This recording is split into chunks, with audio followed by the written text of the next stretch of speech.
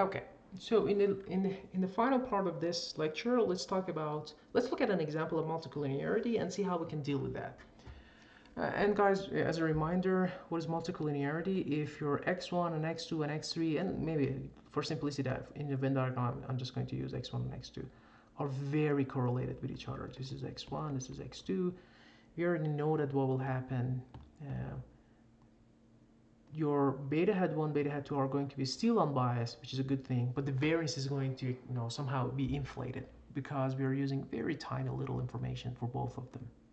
So we already know that beta hat 1 and beta hat 2 are unbiased.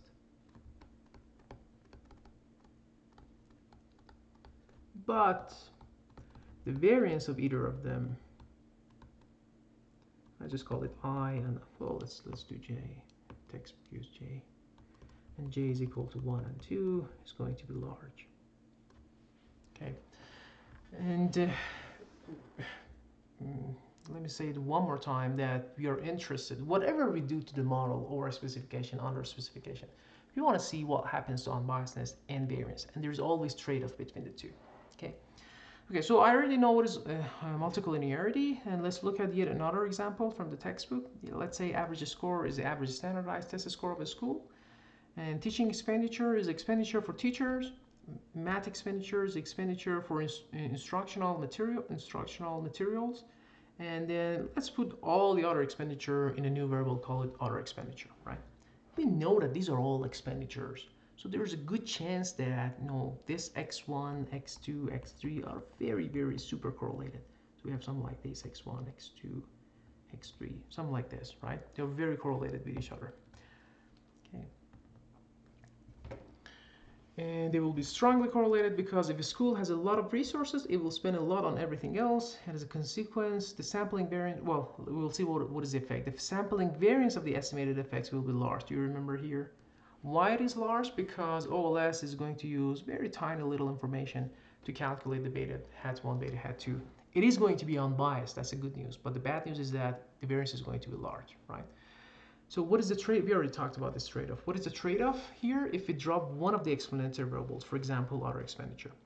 Let me actually go back to the whiteboard and show it there. So number 1, overspecification. Number 2, underspecification. Now let's talk about number 3, multicollinearity.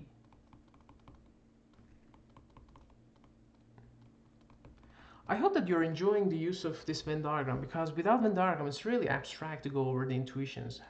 Hopefully this Venn diagram is helping you the way that it's helping me. So multicollinearity, we want to see what is the trade-off.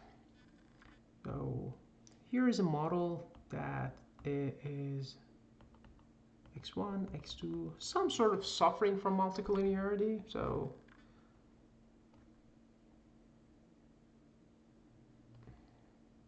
this is my beta hat 1, beta hat 2. Let's start with this model. So what can I say about the unbiasedness? Unbiased. So beta hat 1 and beta hat 2 are both unbiased. Okay. What can I say about the variance? Let's focus on one of them because I want to compare it with the case that x2 is dropped. So let's say variance of beta hat 1, and again we are going to say that the variance is going to be large, is big. Why? Because we're using this tiny information. The OLS is using that tiny information. Okay. All right. Now, what is the solution to multicollinearity? We know that the solution is drop 1. So in this case, let's say drop x2. If I drop x2, let me use another color. What will happen? This is my y.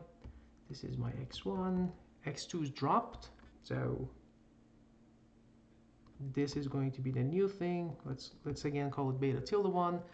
What can I say about the unbiasedness? Unfortunately, beta tilde 1 is biased,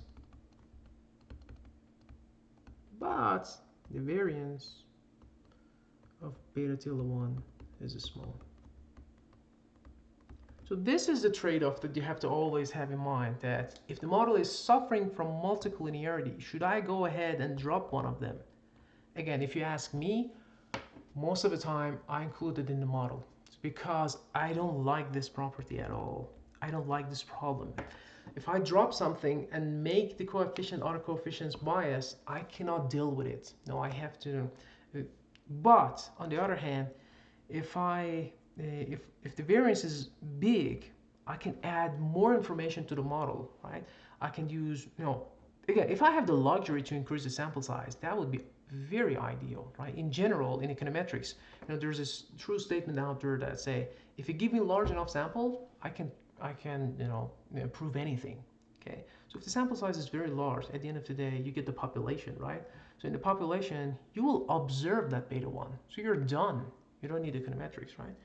So again, I prefer to have a model with multicollinearity because this model is not suffering from from a bias estimator versus this model, which I'm dropping one of them. Okay. All right. So I'm going to share this whiteboard at the end of the class as always. Let's go back to the whiteboard. So I think we reviewed all these bullet points, and these are very, very important bullet points, and all of them are testable because it has something to do with the intuition. So in the previous example, it would be probably better to lump all expenditures as one. So because they were expenditure, expenditure 1, expenditure 2, expenditure 3, we can lump them all together and then call it one variable. Again, this is a solution to multicollinearity, right? But as I discussed earlier, maybe I prefer to have an unbiased variable, but with a larger variance. Okay. In other cases, most of the time, this is the idea. In other cases, dropping some independent variable may reduce multicollinearity. Okay, this is a good part, which I wrote it in green. Okay, so far so good. But oops.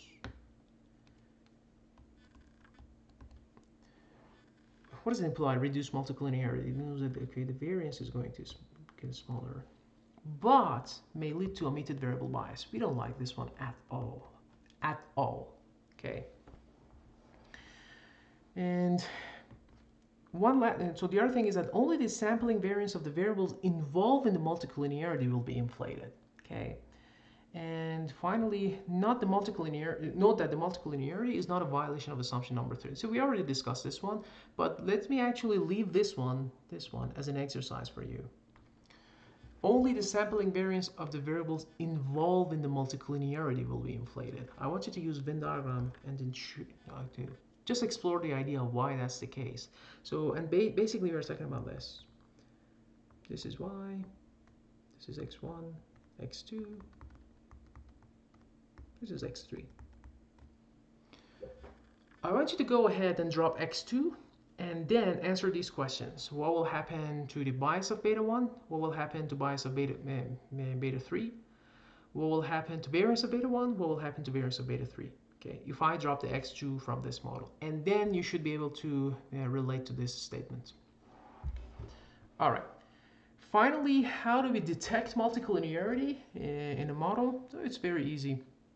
Multicollinearity is going to be detected by calculating a number. We call it variance inflation factor. There's nothing new here. You already know what is the variance of beta hat j, right? So if I write it like this, then I can separate it like this, right? So sigma squared divided by SSTJ multiply 1 over 1 minus r squared j. So we just give it a new name. We call it variance inflation factor. Basically, this is the part that is inflating your variance. Let me give you an example. If this is y, this is x1, this is x2. Okay. What is r squared j, or r squared 1 is equal to r squared 2 is equal to 0, right? If I regress x1 and x2 or x2, x1, there's no overlap, so r squared is 0. So if r squared is 0, what is the variance inflation factor? 1 divided by 1 minus 0 is 1. It means that the variance of either beta hat 1, beta hat 2 is not inflated. But if I see something like this, y, x1, x2, what is r squared 1? Because r squared 1 is a positive number, the variance of both of them, both the beta hat 1 and beta hat 2, is going to be inflated. By how much? By this much. So we can calculate this number in our regression and then use some rules of thumbs. Okay, this rule of thumb is written in the textbook, but I personally don't like it. We're going to discuss about it in the class because it depends on many other things. But as a rule of thumb for this course, let's say at the end of the day, you go ahead and calculate the VIF, and VIF for, let's say I have education. I can have VIF for, I don't know, age. These are my x1, x2, and x3. You get one number for either of them, for each of the explanatory variable. Let's say education was 3, and for age was, I don't know, 4. These are just some hypothetical numbers. I have x3 was tenure. Maybe it was 12. It is not in the Woolder's data set. It's not, but let's say it's 12. We're going to use a rule of thumb. If the VIF was larger than 10, it suggests that you should drop this variable from the model. Okay. But again, as I said earlier, I don't like these arguments because we're gonna look at a bunch of examples that you will be better off at the end of the day not dropping the variable from the model, even though the VIF is large. Okay, so this is an exercise that we're going to cover next class. All right, so let's see. I think there's nothing else in terms of the theory I want to cover. Next class, I will go over basically first question, answering the question that I proposed in this lecture, and then walk you through to the R script. There's an R script called VIF R script, and I'm not going to make a lecture video for that R script here. Maybe I do. I don't know. It's going to be a short one, but in the class I'm going to review it. All right. See you in class.